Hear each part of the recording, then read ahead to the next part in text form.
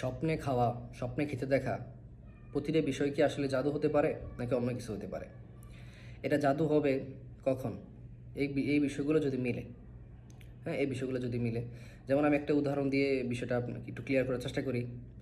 যেমন একজন পেশেন্ট দেখতেছে যে সে স্বপ্নে ফল, মিষ্টি, গরুর মাংস এটা সেটা বিভিন্ন কিছু খাচ্ছে।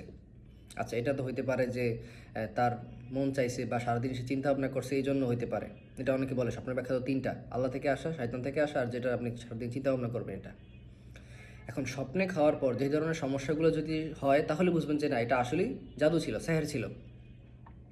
স্বপ্নে খাওয়ার পর যদি দেখেন ঘুম থেকে ওঠার পরে ওই যে রাত্রে স্বপ্নে যেটা খাইছেন ওটার কিছু একটা ভাব মুখে লেগে থাকা, বা ওইটা যে খাইছেন একটা আমেজ মুখের মধ্যে বুঝে দিতেছে, এরকম কিছু। তারপরে পেটে শক্ত অনুভব করা, পেট ব্যথা করা, কোষ্ঠকাঠিন্য হওয়া, বুক চাপ দিয়ে আসা, বুক ভার হয়ে আসা, কিছুদিন পর থেকে অসুস্থ শুরু হওয়া।